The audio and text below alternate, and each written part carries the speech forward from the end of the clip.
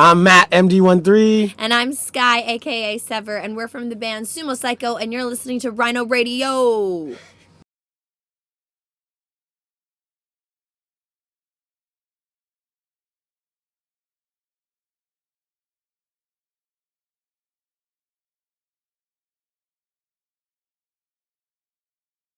So today, I have the honor again of being joined by Skye of Sumo Cyco. Yeah. How are you doing? I'm good. How are you? Very good. Cold a bit.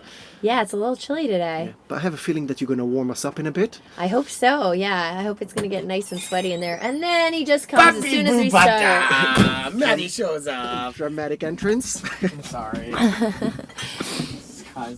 You're literally like we just started the interview, and you're like, if you just waited like 2 seconds. I gotta get dressed, I gotta get changed. There's all these things we gotta do still. It's all good. You gotta drink 2 beers, apparently. No, just a kid. Okay, just me and drink. It's on camera. Oh, hey. Look at that little thing. Isn't it cool? Can I sit down? Yeah, that's why I moved over. Okay. So, I know that the last time you were in the UK, I missed you. We were supposed to chat at a very notorious festival. Download. Yes. Download festival. So I wanted to hear, I've seen the interviews. Even in the interviews you made it look like the best time ever. So Yeah. how was it for you? It was so great. I mean, we had high expectations going in because all of our fans had talked so much about this festival to us. Like, when are you guys going to be there? And it was our first time experiencing it, and let alone like having a super successful set and show, and then doing an acoustic. We did an acoustic thing at the Danish Quarter, Carlsberg Danish Quarter, which was like amazing. It just so happened like that not only tons of our fans joined us, but then it also started getting really wet outside, and everybody came under the tent. And we just packed this thing in for an acoustic set. You don't really expect. It was kind of supposed to be like this chill, just music in the background while everyone's drinking, but it turned into like a full-blown party. It was just a great party. Yeah, there's crowd surfing and acoustic set. Yeah, it was amazing. So and we got to experience, like, we bought our wellies and, you know, the whole 9 yards. So we got the full download experience. Stayed the entire weekend. Yes. Yeah, we stayed the whole weekend. The person that is the rep at Live Nation that actually got us on the bill and wanted us to be part of this, her name's Steph. She was like, you got to stay the whole weekend. You can't just see one day. Like, you got to be part of it. You got to feel the whole experience. So we did. We were just like, this is great. Yeah, it was really awesome. And I even like snuck backstage to like say hi to some of my favorite bands too. So that was really awesome. That was really funny. Yeah. I actually made, I was drunk a bit, and we know the guy that was working the monitors for the stage that we wanted to sneak onto. So like I snuck in first, and then I went to him, hey, I can't get Skye past security right now because it was like the third day. We're not allowed back on the third day, like because we weren't playing. Because we're not playing that day behind the stages. So I was like, I'm gonna go over to that security and tell them that that's your girlfriend and you're gonna let him in. And he's like, I can't leave from the monitors. I was like, just wave when I need you to wave. So like I walk over to security. I'm like, explain all this, and like this guy's name's Dean. He looks over at me. I'm like, so Dean's like, why am I waving? He doesn't even know why I'm waving completely. And then the security's like, lets it through. And then she went and met all these bands that she really wanted to meet. It was really funny how we snuck back there. Teamwork. Power team. You had a great experience. Yeah, it was great. It was Can really we good. talk about next year? Any talks? Any other festivals? No, nothing confirmed yet. Actually, 2020 is pretty up in the air right now. We've been kind of just putting off because we have a pre-order going for our next album, and we just keep putting it off because we just keep getting more and more tours. So basically, like the Ginger tour, we didn't know we were going to have when we started the pre-order. We didn't know we were going to like do anything basically for the rest of the year, and then it's like all filled up. So we're like, okay, record gets pushed. So everything's kind of pushed down the line a bit, which kind of sucks because my main priority I want to get to is writing. Because we have a pre-order already going, I feel like the pressure's on when people have already paid for their product and they need to get it delivered. So, but I'm really excited. We've been writing so much, like we've been so experimental, more than ever, writing and trying a ton of different things. So I think this next project's going to be the best. Yeah. So you briefly mentioned the pre-order. Yes. It's been a while since Opus Mar. Yeah. I've seen the promotions. I've seen the crowdfunding.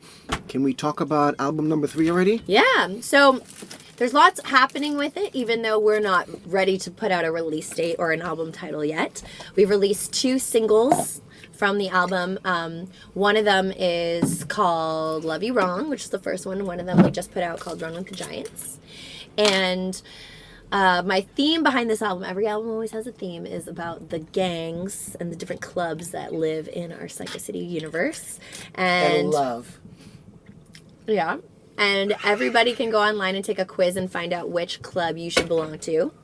They all have different personalities and different characters that are going to be appearing throughout our music videos.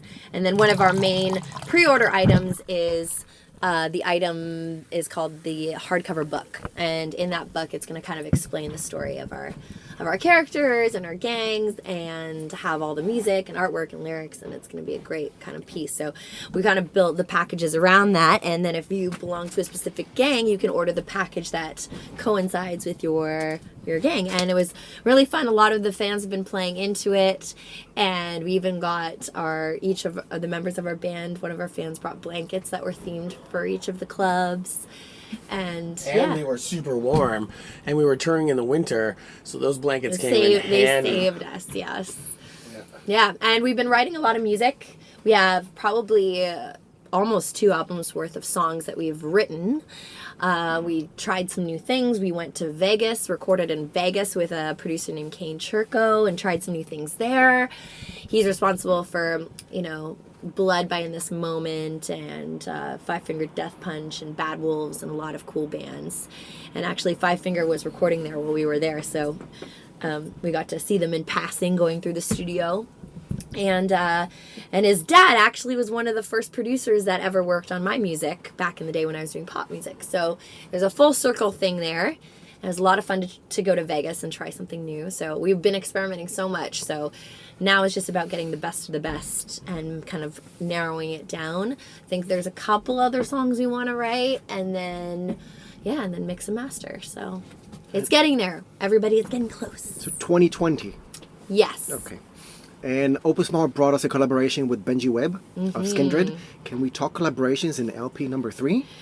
Yeah, I don't know. We actually were just talking because I invited last night Suburban, the opening act, on our tour. Yeah, I invited him to do a little rap with me during one part in the song. And last night we caught him completely off guard because he did not know, we were going to do it. And he's like, whoa! But he still was a good sport. It came in to the circle. And now he said tonight he's going to be way more prepared. Yeah, he told me. So we were actually joking about how we should do a collaboration, outside of just the live show maybe. But he's from Australia. And I always think it's kind of cool working with people from different parts of the world because I think it brings the whole world community, especially when no one probably knows who we are in Australia, and he probably needs exposure in some of the parts in the world that we've been able to have fans.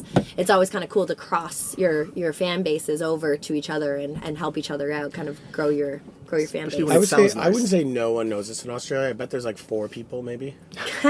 That's it. I know I get some emails once in a while, but I don't think it's many. Yeah. Okay, maybe the others just don't have emails. Yeah, exactly. They don't have computers yet.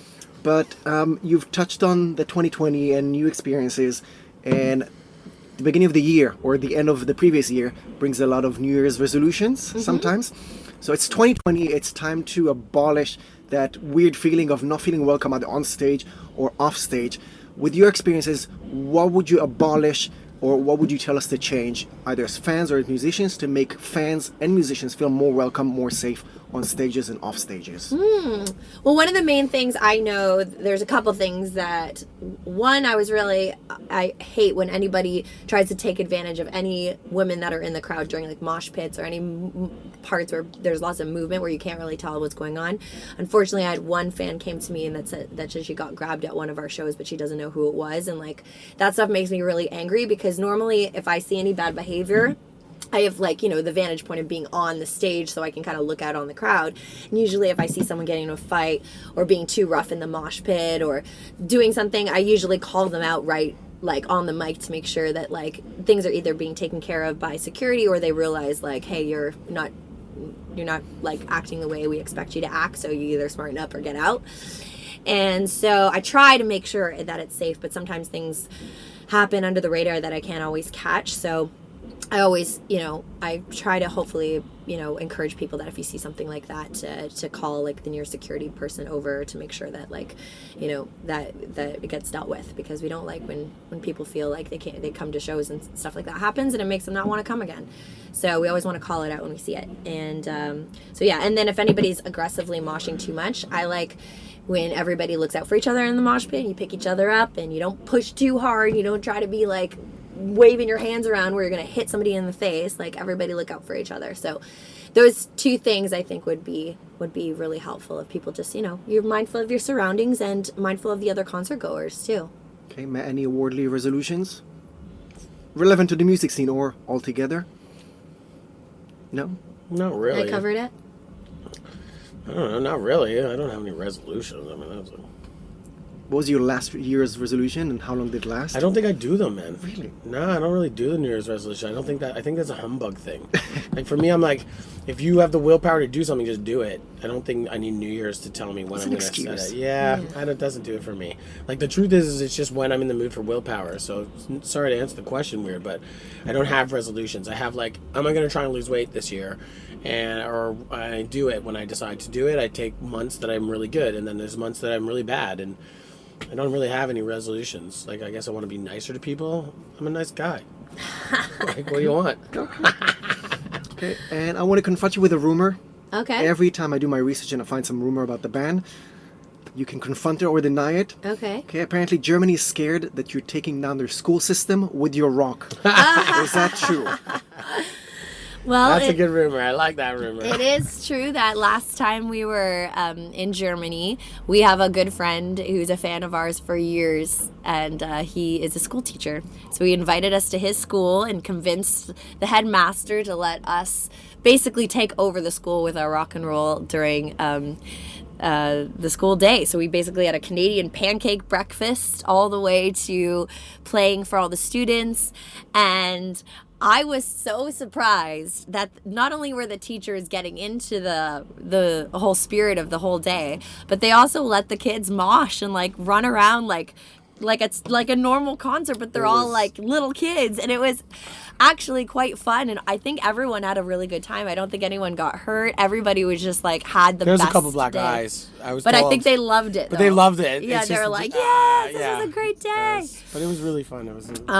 And yeah, I don't think we've ever been swarmed that way after a show where we literally were the kids just rushed the stage and we all got separated. All the band members are like, "Hey, how are you doing over there?" They're like, "I'm doing okay." We're trying to sign stuff furiously for the kids, and yeah, it was such a great day. It felt so like, for once I felt like we were really making a memory for those kids that they'll never forget. Like, it really felt special. It felt special for me too, to be able to see that. And then on top of that, they surprised us by singing one of our songs, learning it in English, and then doing a performance acoustically and with the choir of our song Free Yourself. And we were all in tears because it was the cutest, most heartwarming thing to see like these German kids like learn in English our song and perform it so amazingly for us. Yeah, it was amazing.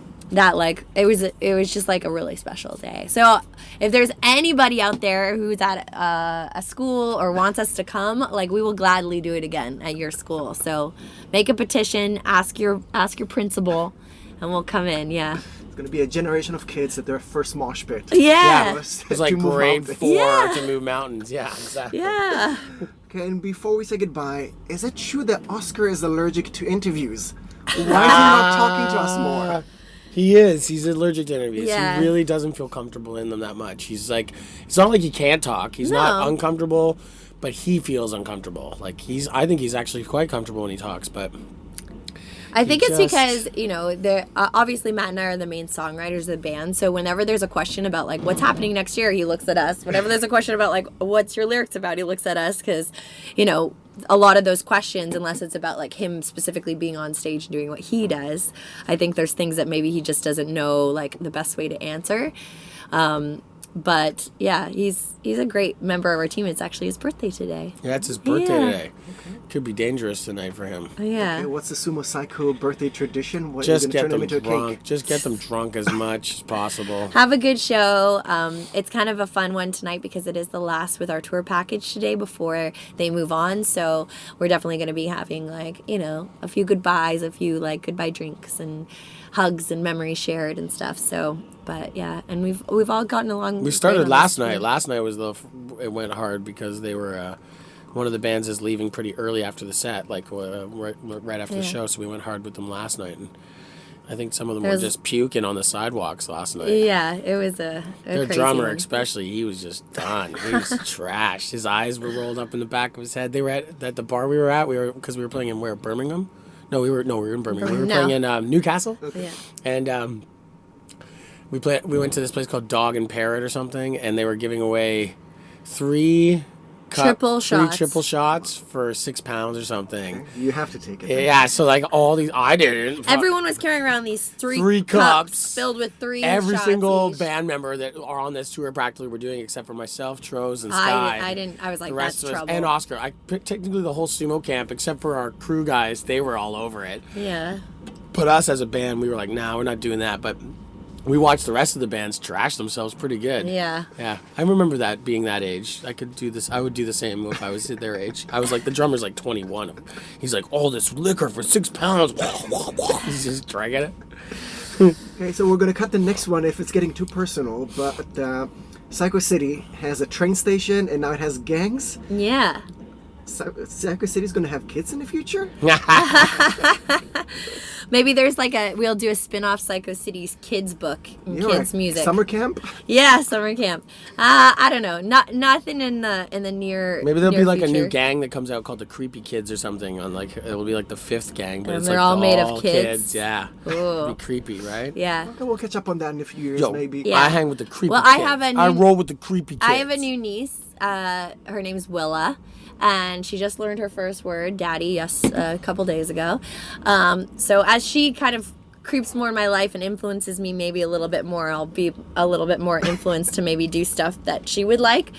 But yeah, right now, no children's books or children's chapters in the Lost in Cyco City saga. Maybe in addition to the next acoustic version, you're gonna have a lullaby version. We need a Psycho yeah. City strip bar next. Oh. Yeah. It'll be The Psycho City red light district. yeah, Matt Drake can be the first one to I'm the mayor of Psycho City. yeah. Okay, guys, anything else you want to add to fans and listeners before we say goodbye? Oh, just thanks for the support. Thanks for coming out again Thanks to to you, Aura, UK. for having us. Yeah. UK is like our home away from home, to be honest. We wouldn't be able to do things like Download Festival and to be able to play these kinds of venues without all the support we've gotten from our UK fans. So thank you guys so much for showing up and rocking out with us. And we're going to be back next time with new music. Well, thanks for coming back. Keep coming back. Yeah. It's always fun to sweat with you in the mosh pit. Thanks, buddy. So, thank you very much. All right, you. thank you. Thanks for the candy. Yeah. Pleasure.